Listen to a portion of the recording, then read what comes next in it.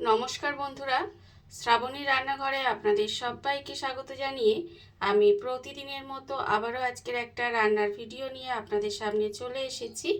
আজকের আমি আপনাদের মটর ডালের সঙ্গে অল্প একটু চিংড়ি মাছ দিয়ে একটা অসাধারণ রেসিপি বানিয়ে দেখাবো। আশা করি আপনাদের ভালো লাগবে। তার জন্য কিন্তু আমার পুরো ভিডিওটা আপনাদের দেখতে হবে। আর দেখা শুরু করার আগে একটা লাইক দেবেন, সুন্দর একটা কমেন্ট করবেন আর শেয়ার করতে ভুলবেন না।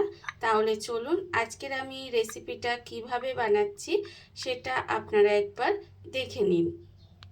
রান্নাটা করার জন্য প্রথমে আমি এখানে দেখুন এক বাটি ছোলার ডাল নিয়ে নিয়েছি। আর ছোলার ডালটা কিন্তু আমি এখানে 5 থেকে 6 ঘন্টা ভিজিয়ে রেখে দিয়েছিলাম। আর দেখুন এটা কিন্তু একেবারে ভিজে গেছে। এইভাবে কিন্তু ডালটাকে প্রথমে ভিজিয়ে রেখেছিলাম, তারপরে জলটাকে একটু ঝারিয়ে নিয়ে রেখে দিয়েছি। এইবারে দেখুন একটা মিক্সি জার নিয়ে নিয়েছি। মিক্সি জারের মধ্যে কিন্তু এই ডালটা নিয়ে নেব। এই ডালটা নিয়ে এবারে এর মধ্যে যতটা কম জল দেওয়া যায় সেটা দিয়ে কিন্তু ডালটাকে প্রথমে খুব ভালোভাবে পেস্ট করে নেব। ডালটা আমি বেটে একটা বাটির মধ্যে ঢেলে নিয়েছি। এবারে আমি এটাকে আলাদা করে সরিয়ে রেখে দেব। আর যে চিংড়ি মাছটা নিয়ে নিয়েছি সেই চিংড়ি মাছের মধ্যে কিন্তু অল্প সামান্য একটু নুন দিয়ে দেব। দেখতেই পাচ্ছেন এখানে কিন্তু খুব বেশি চিংড়ি মাছ নেই, অল্প একটু নুন দিয়ে দিলাম। আর দেব এখানে অল্প সামান্য একটু হলুদের গুঁড়ো। নুন আর হলুদ গুঁড়ো দিয়ে এবার মাছটার মধ্যে কিন্তু খুব ভালোভাবে একটু মাখিয়ে নিতে হবে। আমি প্রতিদিনের মতো আপনাদের একটা কথাই বলবো যে প্লিজ আমার ভিডিওটা আপনারা টেনে টেনে দেখবেন না, পুরো ভিডিওটা দেখুন। আশা করি আপনাদের ভালো লাগবে। দেখুন আমি কিন্তু মাছের মধ্যে এখানে নুন হলুদটা খুব ভালোভাবে মাখিয়ে নিয়েছি। এবারে এটাকেও আলাদা করে সরিয়ে রেখে দেব। আর আমি নিয়ে নেব একটা বাটি, একটা বড় সাইজের বাটি নিয়ে নিলাম। এইবারে আমি বাটির মধ্যে দিয়ে দেব। দেখুন এখানে আমি একটা বড় সাইজের, যদি খুব বড়, আমার পেঁয়াজটা খুব বড় ছিল সেই জন্য আমি এখানে একটা পেঁয়াজ নিয়েছি। বা আপনাদের যদি পেঁয়াজটা মাঝারি সাইজের থাকে তাহলে দুটো পেঁয়াজ নিতে পারেন। এবারে দেখুন পেঁয়াজটাকে আমি কুচি করে নিয়েছি। এইবার এই পেঁয়াজটাকে একটু হাত দিয়ে এইভাবে একটু চটকে নেব। প্রথমে কিন্তু হাত দিয়ে পেঁয়াজটাকে এইভাবে একটু চটকে নিতে হবে। আর আমার চ্যানেলের নতুন বন্ধু পুরনো বন্ধু সবাইকেই বলছি আমার তরফ থেকে অনেক অনেক ভালোবাসা। নতুন বন্ধুদের বলবো যদি আমার চ্যানেলটা সাবস্ক্রাইব করেন তাহলে পাশে থাকা বেল বাটনটা অবশ্যই প্রেস করে দেবেন, যাতে আমি যখনই কোনো নিত্য নতুন ভিডিও আপলোড করব সবার প্রথমে আপনাদের কাছে নোটিফিকেশান চলে যায় এবং আপনারা আপনাদের সময় মতো ভিডিওটা দেখে নিতে পারেন। আর পুরনো বন্ধুদের বলবো এইভাবে আমার পাশে থাকার জন্য, আমাকে এগিয়ে যেতে সাহায্য করার জন্য আপনাদের অসংখ্য অসংখ্য ধন্যবাদ। দেখুন পেঁয়াজগুলো কিন্তু আমি হাত দিয়ে একটু চটকে এইভাবে যে পাপড়িগুলো থাকে সেই পাপড়িগুলো একটু আলাদা আলাদা করে নিয়েছি, মানে যতটা আর কি করা সম্ভব ততটা পাপড়িগুলো আলাদা করে নিয়েছি। এইবারে আমি এর মধ্যে দিয়ে দেব দেখুন আন্দাজ মতো নুন। এখানে কিন্তু আন্দাজ মতো নুন দিয়ে দিলাম। আর দেব আমি এখানে হলুদের গুঁড়ো। আর আমি দেব ঝালের জন্য লঙ্কার গুঁড়ো। এখানে আপনারা চাইলে কিন্তু কাঁচা লঙ্কাও দিতে পারেন, তবে আমি এখানে লঙ্কা গুঁড়ো ব্যবহার করেছি আর ঝালটা কম দিয়েছি। তার কারণ আমার ছোট বাচ্চা মেয়েটাও এই জিনিসটা খায়। আপনারা কতটা ঝাল খাবেন সেটা বুঝে কিন্তু আপনারা ব্যবহার করবেন ঝালটা, লঙ্কা গুঁড়ো বা কাঁচা লঙ্কা। এইবারে আমি এর মধ্যে দিয়ে দেব দেখুন যে মটর ডালটা বেটে রেখেছিলাম সেই ডাল বাটাটাও কিন্তু এর মধ্যে দিয়ে দিলাম।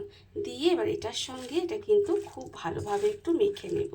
সমস্ত কিছু কিন্তু একসঙ্গে দিয়ে এইভাবে একটু ভালো করে মেখে নিতে হবে। এটা কিন্তু সুন্দর করে হাত দিয়ে এইভাবে একটু মেখে নেব। আপনারা কিন্তু আজকের এই যে রেসিপিটা এইভাবে কিন্তু একবার বানিয়ে দেখবেন, খেতে কিন্তু অসম্ভব সুন্দর হয়। এটা আপনারা ডাল ভাতের সাথেও খেতে পারেন বা সন্ধেবেলা চা কফির সঙ্গে স্ন্যাক্স হিসাবেও খেতে পারেন, ভীষণই ভালো লাগবে খেতে। দেখুন আমি কিন্তু এবারে এটাকে খুব ভালোভাবে হাত দিয়ে এইভাবে মেখে নেব, যাতে সমস্ত মশলা সমস্ত কিছু এটা ভালোভাবে এইভাবে সমস্ত কিছু মাখা হয়ে যায়। এটা কিন্তু একটু হাত দিয়ে ভালো করে চটকে চটকে একটু মেখে নিতে হবে। এটাকে ভালো করে মাখা হয়ে গেছে। এইবারে দেখুন আমি কিন্তু এই অল্প করে একটু হাতে প্রথমে নিয়ে নেব। এইভাবে হাতে একটু নিয়ে নিলাম। নিয়ে এবারে আমি যে চিংড়ি মাছের মধ্যে নুন হলুদটা মাখিয়ে রেখেছিলাম তার থেকেই একটা চিংড়ি মাছও এর ভিতরে দিয়ে দিলাম। দিয়ে এবার এটাকে কিন্তু এর মধ্যে এইভাবে করে দেব। দেখুন অল্প আরেকটু ডাল বাটা, মানে ডালের সঙ্গে যে আমি পেঁয়াজ টেয়াজ দিয়ে মিশিয়ে রেখেছিলাম সেগুলো দিয়ে দিলাম। দিয়ে এইভাবে একটু কভার করে সুন্দর মতো স্ন্যাক্সটা বানিয়ে নিতে হবে। দেখতে পাচ্ছেন কত সহজে কিন্তু এটা হয়ে গেল। এবার এটাকে আলাদা করে রেখে দেব। আরও একটা আমি আপনাদের বানিয়ে দেখাচ্ছি। দেখুন, এইভাবে প্রথমে হাতের মধ্যে অল্প একটু নিয়ে নিচ্ছি, নিয়ে এবার এর মধ্যে কিন্তু চিংড়ি মাছটা দিয়ে দিচ্ছি। চিংড়ি মাছটা দিয়ে আবারও অল্প একটু এর মধ্যে দিয়ে দিলাম, দিয়ে পুরো ঢাকা দিয়ে দিলাম। ঢাকা দিয়ে এই চারদিক দিয়ে এটাকে চিংড়ি মাছটাকে কভার করে দেব। কভার করে দিয়ে কিন্তু এইভাবে দেখুন, এইভাবে কিন্তু আমি প্রত্যেকটা স্ন্যাক্সকে বানিয়ে নিচ্ছি। আর এইভাবেই কিন্তু বানিয়ে নিতে হবে। আগে আমি এটা পুরোটা বানিয়ে নিয়ে তারপরে আপনাদের সামনে ফেরত আসছি। সমস্ত স্ন্যাক্সগুলো আমার এখানে বানানো হয়ে গেছে, আমি এগুলো বানিয়ে নিয়েছি। আর অন্যদিকে দেখুন, গ্যাসটা অন করে একটা ফ্রাই প্যান বসিয়ে দিয়েছি। এবারে আমি এর মধ্যে দিয়ে দেব সাদা তেল। এখানে কিন্তু ভাজার জন্য আমি বেশ কিছুটা সাদা তেল দিয়ে দিলাম। দিয়ে তেলটাকে প্রথমে খুব ভালোভাবে একটু গরম করে নেব।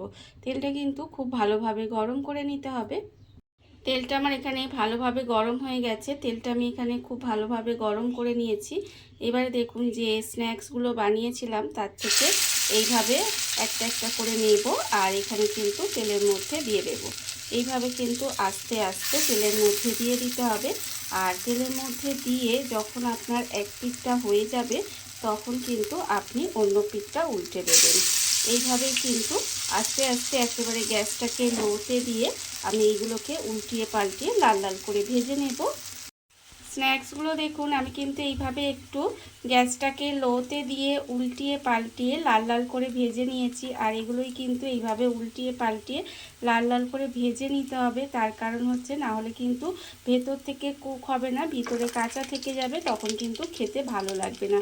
তাই গ্যাসটাকে একেবারে লোতে দিয়ে দেবেন, দিয়ে এইভাবে একটু উল্টিয়ে পাল্টিয়ে এটাকে লাল লাল করে ভেজে নিতে হবে।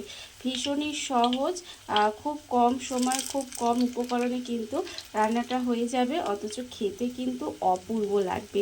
এইভাবে আপনারাও কিন্তু যে কোনো দিন বাড়িতে বানিয়ে দেখতে পারেন। দেখুন, আমার কিন্তু এখানে এগুলো ভাজা হয়ে গেছে। এবারে এগুলোকে আমি আলাদা করে তুলে রেখে দেব। সমস্ত স্ন্যাক্সগুলো আমি আলাদা করে তুলে রেখে দিয়েছি। এবারে বাদবাকি যে স্ন্যাক্সগুলো আছে সেগুলোও কিন্তু আমি এইভাবে একে একে ভেজে নেব। আর এইভাবেই কিন্তু আমি সমস্ত স্ন্যাক্সগুলো ভেজে নিয়ে তারপরে আবারও আপনাদের সামনে পরিবেশন করে দেখাবো ঠিক কেমন হলো। দেখুন বন্ধুরা, বাড়িতে থাকা কত অল্প উপকরণে কত অল্প সময় কত সুন্দর একটা এক বাটি মটর ডালের সঙ্গে অল্প একটু চিংড়ি মাছ দিয়ে একটা অসাধারণ রেসিপি তৈরি হয়ে গেছে। আপনারা দেখতেই পেলেন। আর এগুলো খেতে কিন্তু ভীষণ সুন্দর হয়। এইভাবে আপনারাও কিন্তু যে কোনো দিন বাড়িতে বানিয়ে দেখতে পারেন। আর এই ভিডিওটা যদি আপনাদের ভালো লেগে থাকে, আপনারা আমার চ্যানেলটা সাবস্ক্রাইব করে এইভাবে আমার পাশে থেকে যেতে পারেন। তাহলে চলুন, আজকের ভিডিওটা এই পর্যন্তই। নমস্কার।